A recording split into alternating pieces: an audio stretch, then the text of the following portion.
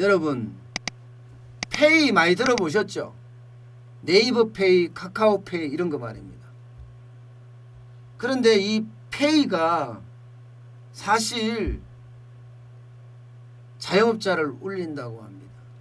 왜냐하면 수수료가 비싸니까.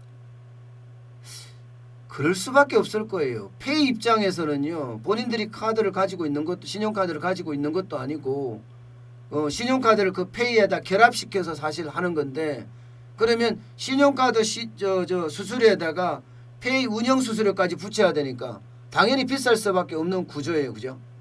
네, 당연히 비쌀 수밖에. 그러면 자영업자는요, 죽어나는 거죠. 그만큼 수수료 더 가져가니까. 이 소비자는 전혀 모릅니다. 소비자는 그냥 페이로 결제하니까 간단하니까 뭐 간편 결제라고 이야기할 수가 있어요. 그러나 그 수수료를 내는 자영업자 입장에서는 죽을 맛인 거죠. 실제로 카드 수수료 참 많이 내려갔어요. 여러분 아시다시피 선거 때마다 카드 수수료 난리였잖아요. 이게 소상공인들 자영업자들 수익하고 직결되니까 선거 때마다 카드 수수료 내리자 하면서 계속 때렸어요. 그래서 카드 수수료가 사실 장난 아니게 내려갔습니다. 장난 아니게. 보시다시피 3억 이하 같은 경우는 0.8%예요. 3억에서 5억은 1.3%고요. 5억에서 10억도 마찬가지예요. 1.4%. 예, 10억에서 30억도 1.6%까지예요. 이게 이제 우대 가맹점 수수료입니다.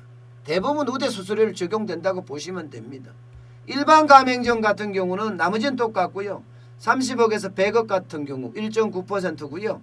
100억에서 500억 같은 경우 1.95%입니다. 이게 지금 우리가 자영업자들이 내는 카드 수수료거든요. 물론 온라인 수수료는 또 다릅니다. 저는 이제 쇼핑몰을 하면서 온라인 수수료를 내보잖아요. 아이고 이것도 장난 아니에요. 이거는요 카드 수수료하고 더 달라요. 더 달라요. 적어도 1%에서 많게는 1.5%까지 높습니다. 1%에서 1.5%까지. 온라인 수수료는 자영업자라고 해서 소상공인이라고 해서 낮춰주는 법이 없습니다. 예, 오프라인에서만 이렇게 낮춰줬다는 이야기죠. 그런데 페이들이 이 카드를 갖다가 적용을 해야 되니까 아무래도 수수료가 높을 수밖에 없는 거예요. 수수료가. 예, 페이는 대부분 다 높습니다. 이렇게 말입니다. 3억 미만의 경우 페이들 보세요. 페이들. 신용카드는 0.8% 아까 말씀을 드렸잖아요. 그죠? 그런데 카카오페이 직불은 1.02%고요. 카카오페이 카드는 1.04%예요. 네이버페이 계좌이체도 1.65%고요. 네이버페이 카드도 2.20%입니다. 엄청나죠? 네. 소상공인들 이해해준다고 하지만 사실 카카오나 네이버페이 쉽지 않다는 이야기예요. 3억에서 5억도 마찬가지입니다. 신용카드는 1.4%예요. 카카오페이 직불이 1.23%로 낮습니다. 나머지는 다 높아요. 예, 네이버페이 계좌이체도 1.65%고요. 예, 네이버페이 카드는 2.75%입니다. 2.75%. 카카오페이 카드도 1.87%고요. 물론 뭐 3억에서 5억까지는 3억에서 5억까지 뭐 지금 자영업자들이 그렇게 많지는 않겠습니다만은 제가 말하는 소상공인 말입니다. 5억 정도 되려고 그러면 진짜 한 달에 많겠네요. 3억에도 5억도. 5억 미만도 그렇고요. 죄송합니다. 많겠어요. 근데 문제는요. 이 페이가 규모가 점점 커진다는 사실이에요. 규모가 점점 커지게 되면 그만큼 자영업자들에게는 충격이 될 수 있다는 겁니다. 수수료가 많으니까 보세요. 자, 이 내용을 보면 얼마나 많이 늘어나는지를 그대로 볼 수가 있는 대목입니다. 2017년에 카카오페이, 네이버페이 해봤자 23조 9천억 원. 지금 2020년은 38조 9천억 원이에요. 엄청나게 올라갔죠. 엄청나게. 이게 그만큼 페이 사용량이 늘어난다는 거예요.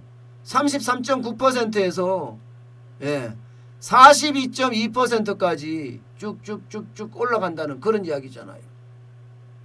거기다가 여기에 네이버페이 같은 경우는 더 많이 늘어나잖아요. 더 많이, 그죠? 11.2%까지 지금 점유율을 가지고 있고요. 카카오페이는 4.8% 점유율입니다. 이렇게 점유율이 쭉쭉쭉쭉 늘어나는데 수수료가 비싸다는 것은 결국 자영업자들에게 더 힘들게 한다, 그런 이야기입니다. 자영업자들 더 힘들게 한다. 근데 사실 여러분, 자영업자를 진짜 힘들게 하는 건 어딘지 아세요? 배달업체입니다. 배달업체. 저는 배달업체를 이렇게 보고 있으면 제가 이런 말씀 드려서 참 죄송한데요, 도둑놈들이다 이런 생각까지 들어요. 쿠팡 이츠 같은 경우는 20%까지 갑니다. 20%. 배달의 민족 16.5%예요. 배달을 직접 하는 라이더를 활용했을 경우 말입니다. 그러면 자영업자들 입장에서 좋은 재료 쓰고요. 그리고 뭐라고 이야기하나, 아주 고급스럽게 만들었을 때 실제 원가가 엄청 많이 들어가거든요. 원가 30% 이내로 줄여라 하지만 이게 좋은 재료를 쓰기 시작하면 30%가 택도 없어요. 35%, 40%까지 들어가는 게 이게 좋은 재료를 쓰는데요. 그러면 규모의 경제가 되면 되는데 이 규모의 경제가 안 되면 40% 원가는 엄청난 부담이에요. 여기다가 인건비 엄청 올랐잖아요. 인건비가 엄청 올랐기 때문에 여기에 판관비가 아무리 적어도요 30% 이상을 잡아먹을 때가 있어요. 그러면 70% 이상이 되는 거예요. 그럼 여기서 쿠팡 이츠나 이런 데서 20%를 떼가면 자영업자는 죽도록 일하고 10%도 채 못 번다는 이야기예요. 10%도. 진짜 안타깝죠.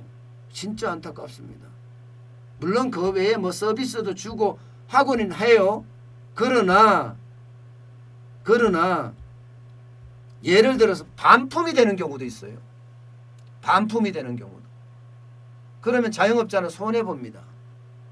신나는 거는 배달업체고, 지금 비대면이 계속 강화되면서 포장이나 배달이 많아지는데, 특히 배달이 많아지는데 배달 수수료가 이 정도라고 하면 아마 기겁을 합니다. 그래서 많은 사람들이 쿠팡 이츠 이런 데 안 쓰려고 해요. 배달의 민족도 심지어 안 쓰는 데가 많을 정도예요. 저는 배달의 민족이나 쿠팡 이츠 다 썼습니다만은 그거는 마케팅이나 홍보 효과 정도지, 그것을 통해서 이익을 내려고 하면 완전히 재료를 엉뚱한 거 써야 돼. 엉뚱한 거. 재료가 굉장히 낮아야 돼. 원가 비중이 굉장히 낮아야 돼. 원가 비중을 막 20%로 줄이는 거야. 40% 가는 게 절반으로. 그럼 음식이 뭐겠습니까? 음식이 자칫 잘못하면 음식이 기준 미달일 가능성도 있어요. 그래서 저는 수수료도 그렇지만 페이 수수료, 카드 수수료는 뭐 그 정도면 뭐 됐다고 이야기하는 사람들이 참 많아요. 근데 페이 수수료도 그렇고요. 이게 배달 수수료, 이거 어떻게 해야 돼? 배달 수수료. 그게 가장 큰 문제라고 저는 봅니다.